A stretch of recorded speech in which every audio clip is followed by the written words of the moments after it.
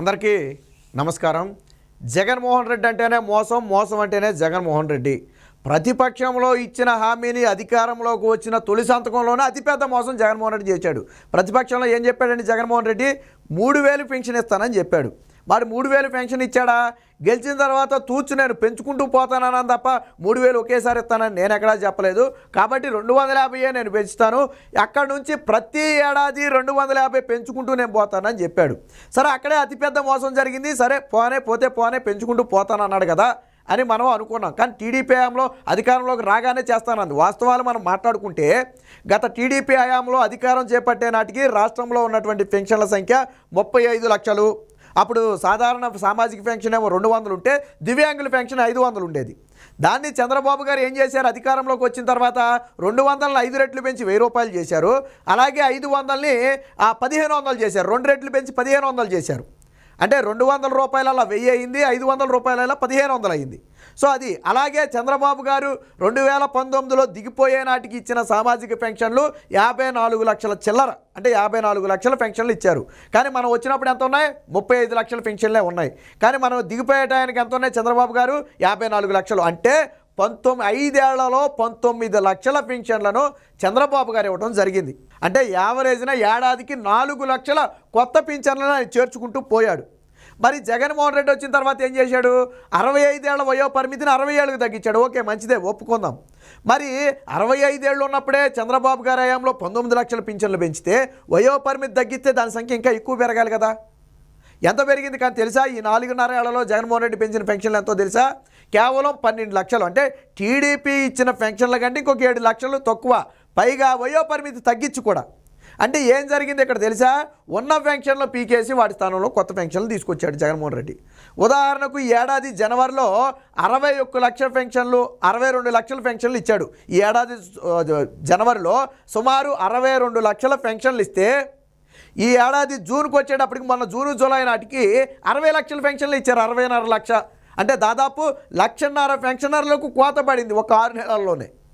అర్థమైందా మీకు? ఈ తీసేసి మళ్ళీ వాటి ప్లేస్లో ఏం చేరుస్తాడు? కొత్తవి చేరుస్తాడు. ఈ పీకేసీని జగన్మోహన్ రెడ్డి చెప్పడు. నేను జనవరిలో 62 లక్షల మందికి ఇచ్చి జులైకి వచ్చేటప్పటికి 60,50,000 మందికి ఇచ్చానన్న విషయం చెప్పడు. కానీ ఏం చెప్తాడు? నేను 1,50,000 మందికి కొత్త పెన్షన్లు ఇచ్చానని చెప్తాడు, చేర్చిన వాళ్ళని చెప్తాడు, బట్ తీసేసిన వాళ్ళని చెప్పడు. కానీ అంతిమంగా చివరికి లెక్క వచ్చేటప్పటికి అర్థమైపోద్ది జగన్మోహన్ రెడ్డి ఎన్ని మాయ చేసినా ప్రజలకు అర్థమైపోద్ది. పోనీ జగన్మోహన్ రెడ్డి చెప్పినట్టుగానే, సరే కాసేపు పక్కన పెడదాం ఆ విషయం అంతా. జగన్మోహన్ రెడ్డి చెప్పినట్టుగానే పెన్షన్ 250 ప్రతి ఏడాది పెంచుకుంటూ పోతాను అన్నాడు. 2019 జులై నుంచి పెన్షన్ పెరిగింది అనుకోండి. అంటే 2019 జులైలో 2250 ఉంది. అక్కడి నుంచి ప్రతి ఏడాది అన్నాడు. అంటే 2020 జులై నాటికి అది 2500 కావాలి. 2021 జులై నాటికి 2750 కావాలి. 2022 జులై నాటికి 3000 కావాలి. అంటే జగన్మోహన్ రెడ్డి చెప్పినట్టుగానే ఆయన ప్రమాణ స్వీకారం రోజు మీరు ఒక బయట తీసి సోషల్ మీడియాలో చూడండి. ప్రమాణ స్వీకారం రోజు చాలా స్పష్టంగా చెప్పాడు, ఇక నుంచి ప్రతి ఏడాది అవ్వాతాతల పెన్షన్ 250 పెంచుకుంటూ పోతానన్నాడు. అంటే 2022 జులై నాటికి 3000 పింఛన్ అయిపోయి ఉండాలి. కానీ అయ్యిందా? ఈ జనవరి నుంచి ఇస్తాడంట. ఎన్నికలకు 3 నెలల ముందు ఇస్తాడంట. గతంలో ఇప్పుడు కూడా ఒక మాట గుర్తు చేస్తాను నేను. గతంలో జగన్మోహన్ రెడ్డి టెంకాయ వంకాయ కథ చెప్పాడు. మీకు గుర్తున్నా లేకపోయినా నాకు గుర్తుంది.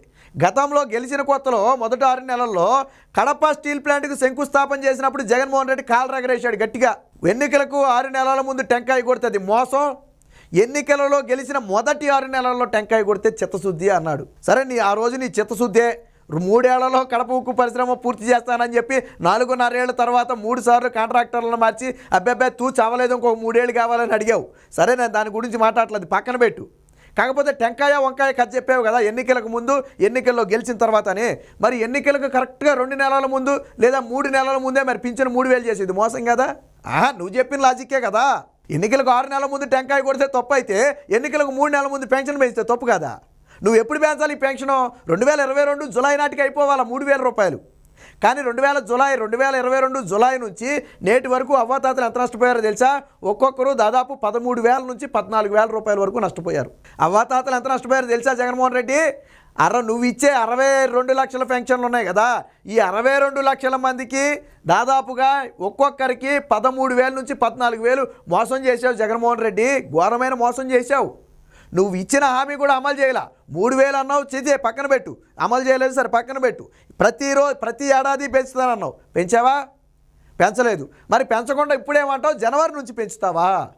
నువ్వు ఆ రోజు నువ్వు చెప్పావా, నేను 2019లో గెలిచినప్పుడు 250 పెంచుతాను, తర్వాత నాకు గుర్తొచ్చినప్పుడల్లా పెంచుతాను, చివరికి ఎన్నికలకు 3 నెలల ముందు 3,000 చేస్తానని చెప్పావా నువ్వు నీ మేనిఫెస్టోలో? ఎందుకు చెప్పలా ఆ రోజు?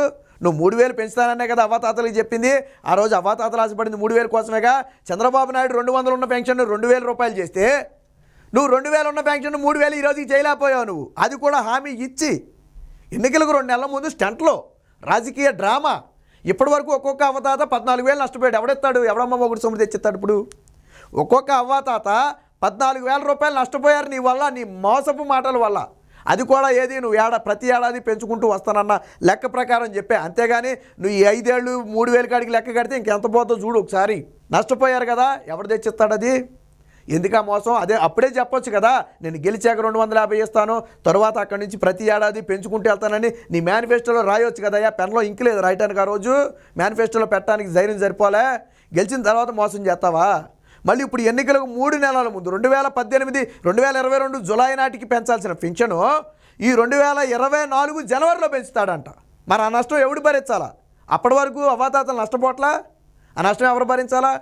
ఇన్ని మోసాలా? పైగా నువ్వు ఇచ్చిన పెన్షన్లా 12 లక్షలు, దీనికి 1,00,000 కోతలు, కరెంటు బిల్లులు, అటు యూనిట్లు, లేకపోతే ఇంట్లో కారు, వాళ్ళు ఇతర రాష్ట్రాల్లో ఉంటారు, వాళ్ళు అంగన్వాడీలు అయితే రావు, డ్వాక్రాలో ఉంటే రావు, ఇలా రకరకాల ఆంక్షలు పెట్టి ఆ కోత మళ్ళీ ఎంతమంది మొన్న కూడా టీడీపీ అధినేత స్పందించాడు. ఒక దివ్యాంగురాలి పెన్షన్ పీకేస్తే పాపం ఆత్మహత్య చేసుకుందని వార్త వచ్చింది.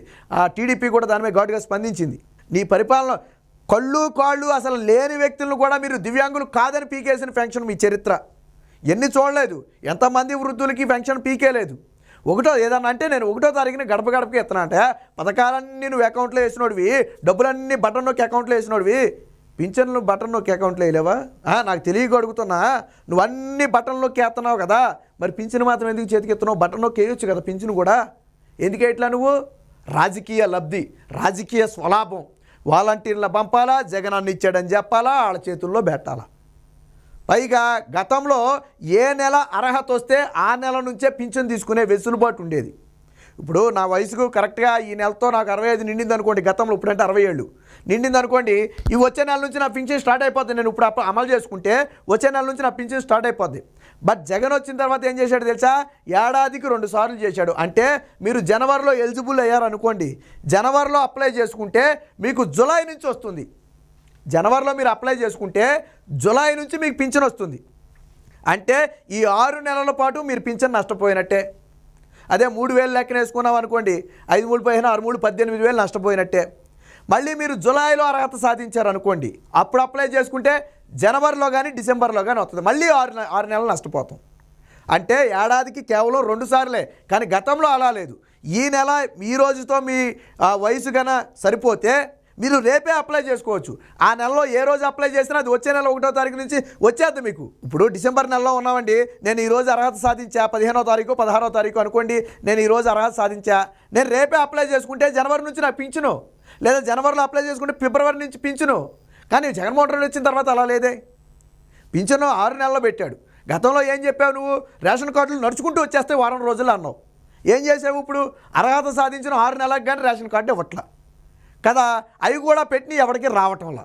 రేషన్ కార్డు ఏమన్నావు నువ్వు? వారంలో నడుచుకుంటూ వస్తుంది అన్నావా లేదా? మీ ఇంటికి నువ్వు సమావేశాల్లో చెప్పావా లేదా? మరి నడుచుకుంటూ వస్తుందా వారంలో? జనవరిలో పెట్టుకుంటే మీకు జూలైలో ఇస్తాడు, జూలైలో పెట్టుకుంటే మళ్ళీ వచ్చే డిసెంబర్లోనే జనవరిలోనే ఇస్తాడు. అంటే మళ్ళీ 6 నెలలు. రేషన్ కార్డు కూడా 6 నెలలు. అంటే పింఛన్ ఇవ్వలేవు, ఇటు రేషన్ కార్డు ఇవ్వలేవు సమయానికి. కానీ పెద్దగా గొప్పలు చెప్పుకోవటం. అవ్వాతాతలను మోసం చేసి ఒక్కొక్కరికి 13,000 14,000 నష్టం చేసావు. ఏది నువ్వు పెంచుతానన్న ఏడాది 250 రూపాయలు లెక్క కడితేనే నేను మొత్తం గురించి కూడా మాట్లాడాల. మరి ఈ రకంగా జనాన్ని మోసం చేశాడు జగన్మోహన్ రెడ్డి. దానికి సంబంధించిన వార్త వచ్చింది, ఒకసారి చూద్దాం.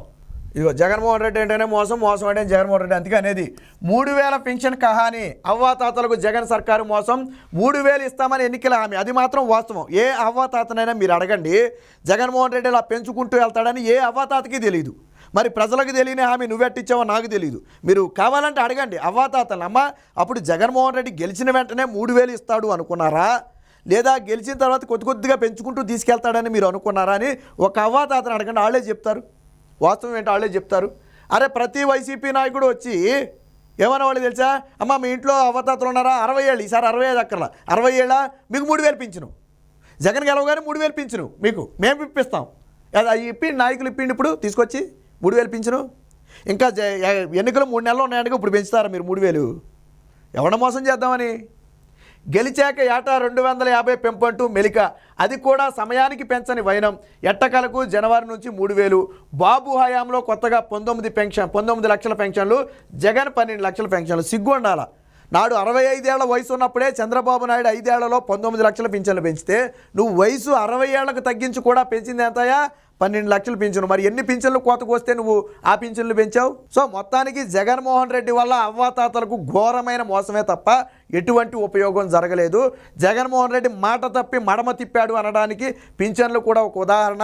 3000 పింఛన్ అన్నాడు, ఇవ్వకుండా పాయి, అది పక్కన పెడితే ప్రతి ఏడాది అన్నాడు. 2019 జులైని మొదలు పెడితే 2020 జులై పెంచాలి, 21 జులై పెంచాలి, 22 జులై నాటికి పింఛన్ 3000 అయిపోవాలి. 2022 జులై నుంచి వృద్ధులు 3000 పింఛన్ తీసుకోవాలి. కానీ తీసుకోవాలా, జనవరి నుంచి ఇస్తాడంట. అంటే ఈ మధ్యలో ఎంత నష్టపోయారు తెలుసా? 13,000కు పైగా వృద్ధులు నష్టపోయారు, ఒక్కొక్క వృద్ధుడు. సో ఈ విధంగా జగన్మోహన్ రెడ్డి అవ్వాతాతలను రాష్ట్రంలో ఘోరంగా మోసం చేశాడు.